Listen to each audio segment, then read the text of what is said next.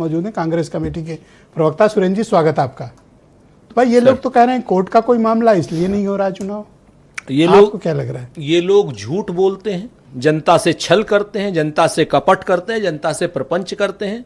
और जिस दिन कोई ट्रिकी मामला आता है तो भारतीय जनता पार्टी अपने प्रवक्ता को न भेज करके नंद किशोर जी जैसे बेचारे मेरे इनवाइट पे आए हैं, मेरे विशेष इनवाइट। पहले सुनिए ना सर, भाजपा का प्रवक्ता नहीं आया होगा ना कोई? सर विधायक उनसे बड़ा होता है। हम आपको जानते हैं अच्छी तरीके से ब्रजेश जी, ये बात मत करिए, हमारा समय मत खराब कीजिए। आपने फंसा दिया उनको।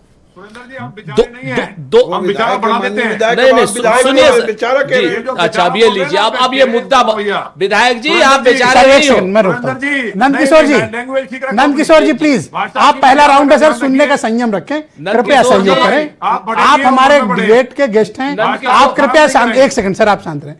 गुर्जर जी, पहला राउंड आप सुन लें सर, बेचारे नहीं है, और जहां आपत्ति है मैंने नोट कर लिया sir. Rajput ji, thank you sir, धन्यवाद सर।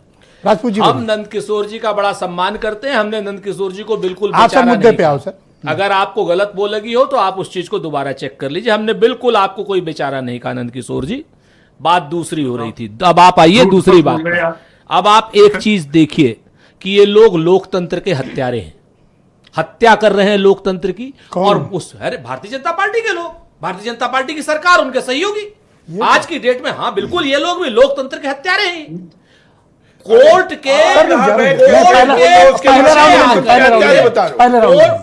के पीछे छुप कर, पहले राउंड में कोई इंटरप्ट नहीं करेगा, पीछे छुप करके शिखंडी की तरीके से वार करते हैं पूरी जनता के ऊपर, वार करते हैं पंचायती राज के ऊपर, जो राजीव गांधी जी लेकर के आए थे, जिसमें 29 लाख पद उन्होंने एक दिन में सृजित किए थे और सारी पार्टियों के लिए सृजित किए थे। मुझे उम्मीद है पटेल जी इस चीज को वो करेंगे। 29 लाख पद एक दिन में सृजित किए थे। उन 29 लाख पदों के ऊपर संकट के बादल अगर कोई ला रहा है तो भारतीय जनता पार्टी ला रही। आप बताइए, पिछले 5 साल में भारतीय जनता पार्टी ने पिछड़ा आयोग का चयन क्यों नहीं किया, क्यों गठन नहीं किया? एक बात। दूसरी बात, कोर्ट में ये बात गई तो गई क्यों गई है? कोर्ट जब कह रहा है समय से चुनाव कराने के लिए, तो समय से चुनाव क्यों नहीं करा रहे हैं? ओम प्रकाश राजभर की पार्टी के अभी पिछली बार विधायक, पिछले वो प्रवक्ता थे अरुण राजभर, इस बार नहीं आए, बहुत बुलाया नहीं। मैं आपको सुनिए, नहीं मेरी और आपकी भी बहस थी। उन्होंने कहा था हमने मतपत्र छाप दिए हैं। तो हमने उनसे पूछा, हमने कहा इनके खिलाफ FIR होनी चाहिए, मतपत्र इन्होंने क्यों छापे? आज इनका सबसे बड़ा बयान है ओम प्रकाश राजभर का।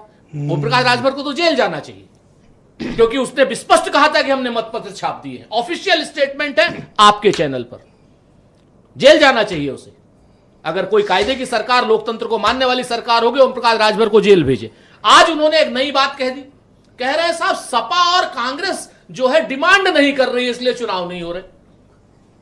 आप सुनिए, अच्छा ऐसे कहा बाकायदा, आप मेरे पास ठीक है, आप कह रहे थे। उन्होंने ये कहा कि सपा और कांग्रेस डिमांड नहीं करी, डिमांड कर दे तो ओम प्रकाश राजभर जी, ब्रजेश मिश्रा जी का चैनल आप चाहे खुल के देखते हो चाहे छुप के देखते हो, हम आधिकारिक रूप से डिमांड कर रहे हैं कि आप चुनाव कराइए।